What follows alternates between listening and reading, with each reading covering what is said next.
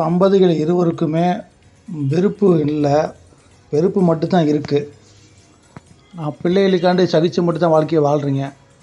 Daily வீட்டில் சண்டை, சச்சரவு, ஈகோ பிரச்சனை, இப்படிப்பட்ட வாழ்க்கை வாழ்கிறத விட விவாகரத்து பண்ணி தனியாக வாழ்கிறது ரொம்ப நல்லது, ரொம்ப சேஃப்டி.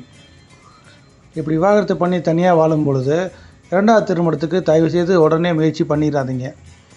ஒரு ஆணுக்கும் சரி பெண்ணுக்கும் சரி, இளமையில் நீங்கள் விவாகரத்து பண்ணாலும் சரி, நல்லா கவனிங்க, இளமையில் விவாகரத்து பண்ணாலும் உடனடியாக திருமணம் பண்ணாதீங்க. இரண்டாவது திருமணம் ஒரு 35 வயசு டு 45 வயசு, இந்த டைம் தான் இரண்டாவது திருமணம் நீங்கள் பண்ணணும்.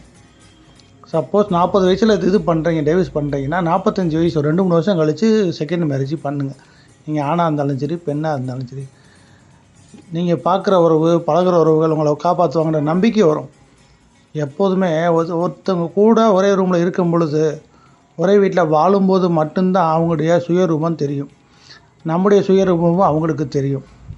அப்போ 2 பேர்த்துக்கும் விருப்பு வெறுப்புக்கு ஆளாவாங்க. அதில் விருப்பு ஓங்கிருந்துச்சுன்னா அந்த உறவு நீடிக்கும். வெறுப்பு இதாகிடுச்சா அந்த உறவு நீடிக்காது. வெறுப்போடு வாழ்கிறத விட விவாகரத்து பண்ணுறது நல்ல விஷயந்தான். 2வது திருமணம், 3வது திருமணம், 4வது திருமணம் இப்படியே பண்ணிகிட்டே போவீங்களா? அதனால் முதல் திருமணம் ஒரு அறிமுகம் இல்லாமல் நம்ம முடிச்சிடுறோம், குழந்தை இளமை பருவத்தில் முடிச்சிடுறோம்.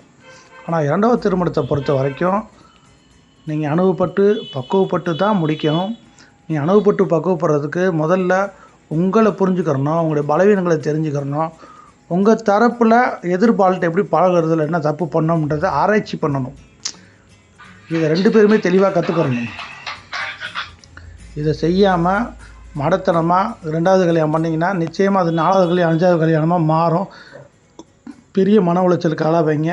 ஒவ்வொரு கணவருக்கும் இல்லை ஒவ்வொரு மனைவிக்கும் பல குழந்தைகளை கொடுத்து அவங்க வாழ்க்கையும் ரொம்ப கேள்விக்குறி ஆயிரும். குழந்தைகளை பொறுத்த வரைக்கும் அம்மா பக்கம் பொதுவாக இருக்கிறவங்க வழக்கம். சில குழந்தைகள் மட்டும் அப்பா பக்கம் போவாங்க. என்னத்தான் இருந்தாலும் ஒரு பெண்ணால் குழந்தைகளை வளர்க்க முடியும். ஆனால் அரிதாக ஒரு சில பெண்களால் தான் அந்த பண்புள்ள குழந்தைய உலகத்துக்கு வழங்க முடியும்.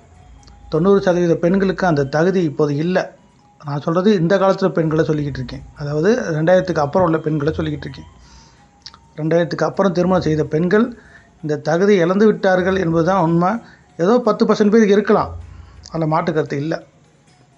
அதனால் தப்பி தவறியும் மடத்தனமான முடிவை எடுத்துடாதீங்க.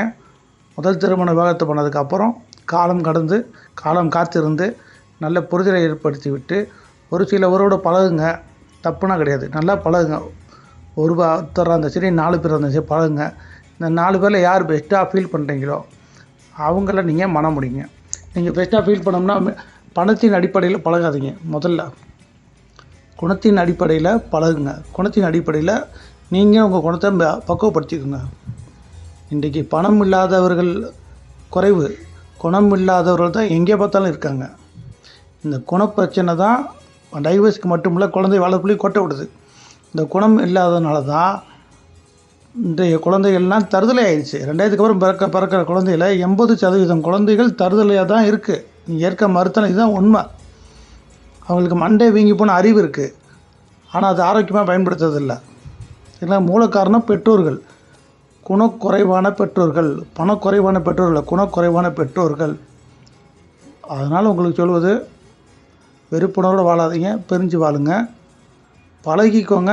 எக்காரணத்தை கொண்டு 2வது கல்யாணத்துக்கு அவசரப்படாதீங்க. இதுக்கு மேலே நான் ஓப்பனாக பச்சையாக சொல்லணுமா? புரிஞ்சுக்கிறவேன்னு நினைக்கிறேன். நல்லது.